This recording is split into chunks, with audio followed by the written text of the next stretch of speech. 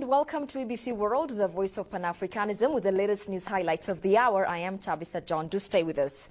Prime Minister Abiy Ahmed has joined other African leaders at the Italy-Africa Summit, hosted by the Italian Prime Minister Giorgia Meloni. The conference is being held under the theme, A Bridge for a Common Growth. During the two-day summit, Italy's proposed Mattei Plan for Africa will be discussed. Premier Giorgia Meloni said on Sunday, the objective is to present to African countries our vision of development for Africa, which is the basis of the Mattei Plan. The agenda of the summit covers diverse areas of cooperation, including food security, culture, education, vocational training, energy, security, economic and infrastructure development, as well as joint efforts against human trafficking and terrorism. The Mattei Plan is believed to create a new strategic partnership with African countries and address the root causes of irregular migration and beat smuggling gangs.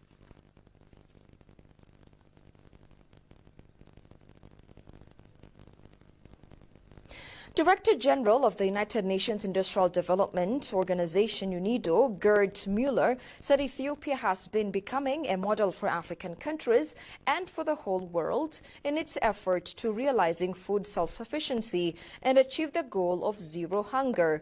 The Director General of UNIDO made the remark at an award ceremony hosted by FAO to the Prime Minister of Ethiopia, Abiy Ahmed, in Italy, Rome.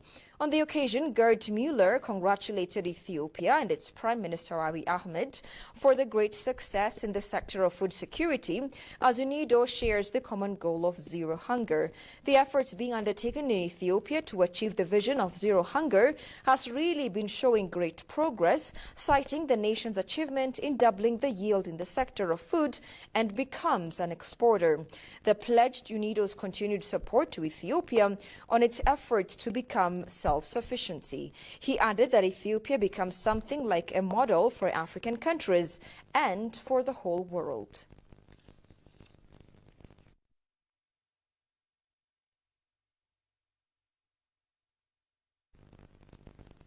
Ethiopia's quest for access to sea is very essential to its survival and to safeguarding the national interests of the country, officials of Foreign Relations and Peace Affairs Standing Committee at the House of People's Representatives underscored. The officials told ENA that Ethiopia proposed access to sea to the countries in the region with a peaceful manner based on the principle of mutual development and shared benefits. Deputy Chair of the committee, Fatia Mahdi, said that Ethiopia would find it challenging to support its rapidly expanding population and economy with just one port, so the nation needs multiple ports. The main goal of Ethiopia's quest for sea is centered on the realization of integrating among countries in the region with a view to ensuring their future survival, she added. Members of Foreign Relations and Peace Affairs Standing Committee, Balobaye, for its part, recalled that Ethiopia used to have its own sea outlet, indicating the historical incident that the country lost its seas. Balo also mentioned about the measures being taken by the government to expand alternative ports in the region with a view to safeguarding its national interests, citing the recent agreement made with Somaliland. Officials of the committee stated that Ethiopia would not just sit and see the current development in the Red Sea, not only because it is the primary route for international trade, but also because a number of world superpowers are showing serious interest in the region.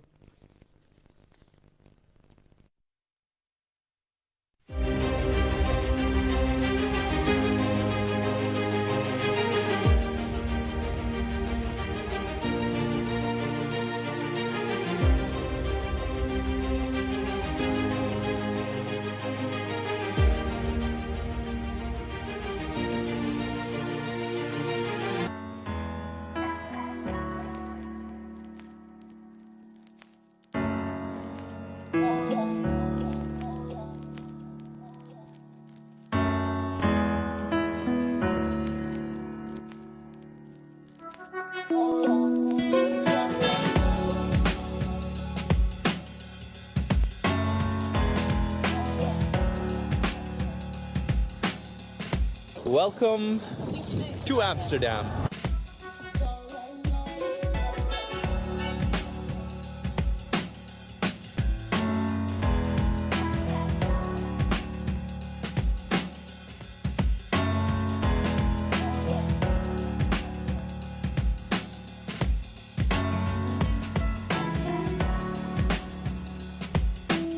Amsterdam is a vibrant city, small and quaint with unique architecture.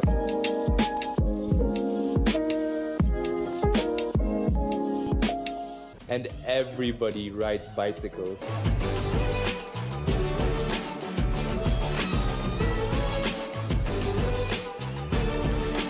Not only is it a cycling city, but it's quite small, so it's easy to walk around. So I've made my way to a place called Dam Square, which is one of the popular sites here in Amsterdam. It's home to that which is the Royal Palace. There's also a church and a famous wax shop store museum, Madame Tussauds.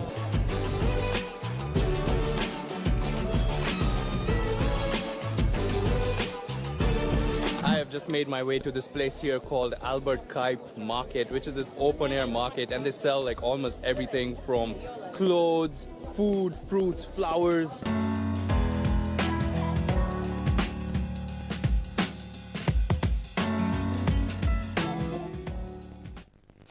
And finally, Prime Minister Abiy Ahmed reaffirmed his government's dedication to achieving both zero hunger objectives and the attainment of food sovereignty for national prosperity. The Premier also underscored that the homegrown agenda is a solid foundation to achieve all endeavors. Boshu Melisau has the details.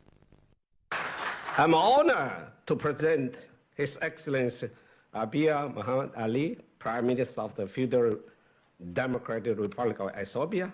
The World Agriculture Organization FAO awarded Prime Minister Abiy its prestigious Agricola Prize for his outstanding leadership and dedication to enhancing food security and agricultural productivity, especially on wheat production. The accolade acknowledges his efforts to make Ethiopia self-sufficient in food and boost the availability of well-balanced nutrition. Abiy received the award during a meeting of leaders from Italy and African countries in Rome. Prestigious Agrometos, the highest award of the Food and Agriculture Organization of the United Nations from the FAO Director General. And also, more specifically, you are my first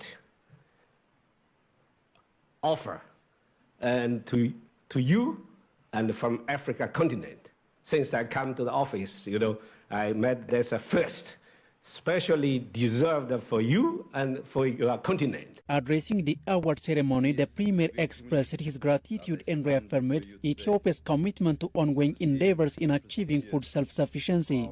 I am deeply honored and grateful to the UN Food and Agriculture Organization for recognizing Ethiopia's diligent efforts over the past 5 years in addressing food and nutrition security. As I accept this very prestigious award, I would like to emphasize my government's commitment to not only meeting zero hunger goals, but to achieving food sovereignty and attaining national prosperity. Abiy highlighted that Ethiopia is the home of abundant resources and favorable weather and energetic youth population. He expounded that the homegrown economic agenda is a solid foundation to achieve all endeavors. The endeavors we have begun in the past 5 years are thus solid foundations for the next generation. 5 years ago, we introduced an essential policy turning point that generated the national homegrown economic reform agenda through which agriculture, manufacturing industries, tourism, mining, and ICTs were identified as key economic pillars and engines of growth. He further said the total farmed area increased by over 50% with the vast amount of land for crop production still available for cultivation. The transformation of the sector has seen our total farmed area increase by over 50%, with vast amounts of land for crop production still available for cultivation. As we continue expanding our potential in this sector, our focus on high value and industrial crops is yielding promising results as we have been planting drought tolerant, water efficient crops such as wheat, teff, maize, and sorghum. Despite the context of challenging circumstances in the dynamic environment, Ethiopia continues to be a resilient nation, remaining steadfast in its development goals and in attracting investments, the Premier noted. Finally, he invited potential investors to take a rewarding leap of faith and invest in Ethiopia. You're watching ABC World. Here's a quick reminder of the top stories. Prime Minister Abiy Ahmed attends Italy-Africa Summit in Rome.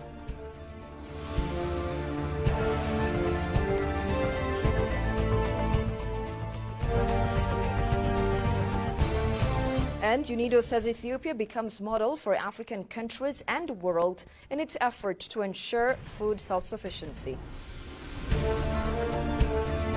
That's all we had for now. I'm Tabitha John. Many thanks for watching. Have a good time and do take care.